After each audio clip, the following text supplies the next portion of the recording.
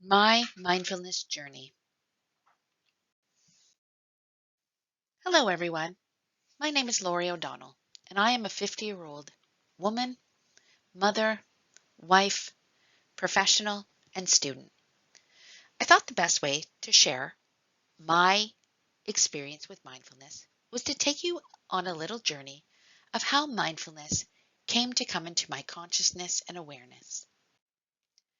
When I was a little girl, my upbringing was very troubled and chaotic. My parents were very young, and I'm sure they tried their best, but regardless, I had many adverse childhood experiences. I also became a young mom, and am now the mom to two grown sons. More than ever, when I had my children, I wanted to be sure I was not repeating the same patterns in which I was raised because I wanted a better life and upbringing for my children. As a result, I knew that I had to learn a little bit about myself, but I wasn't sure how. I became very motivated and empowered to go to school, including post-secondary school, and learn about how to be a good helping professional.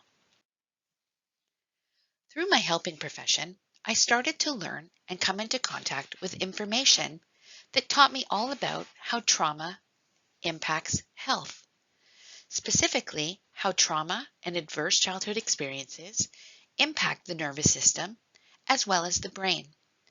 Specifically, the areas in the brain most impacted by trauma are the amygdala, the prefrontal cortex, and the hippocampus.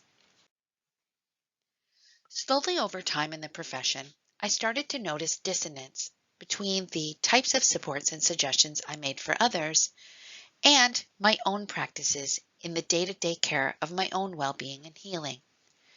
Over time, I dedicated more attention to emphasizing and balancing life from work and bringing these two worlds together in a balanced way. This brought me to an awareness of mindfulness. In the very early stages, I wasn't sure what it all meant or how to incorporate it, but I intuitively felt that this was the answer to healing myself and still being authentic with those that I helped. Oprah Winfrey has a great quote that says, "Helping others is the way we help ourselves." I think this is absolutely true, and I am forever struck by the fact that I was drawn to information that, while on the surface seemed to be intended to help others, ended up being incredibly useful to my own health and well-being.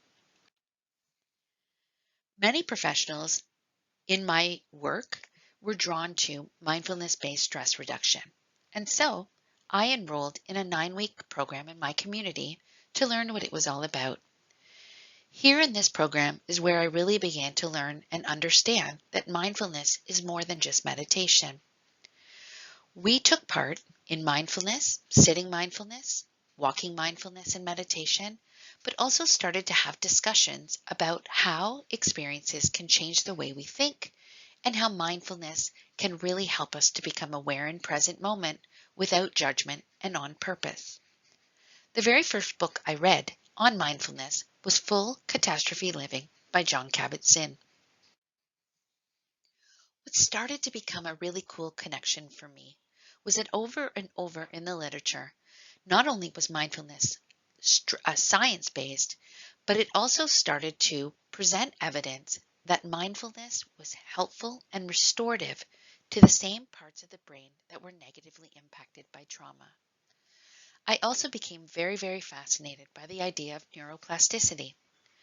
Neuroplasticity refers to the brain's ability to make new connections, get rid of old unhealthy ones, and to change its function and structure based on current experiences.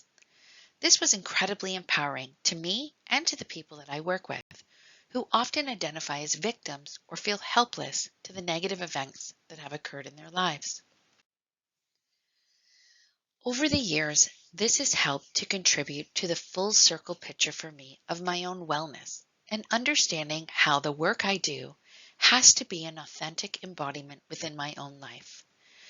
Not only did I begin to evolve and see mindfulness as more than just a feel-good intervention, I started to recognize that mindfulness was an essential skill for life.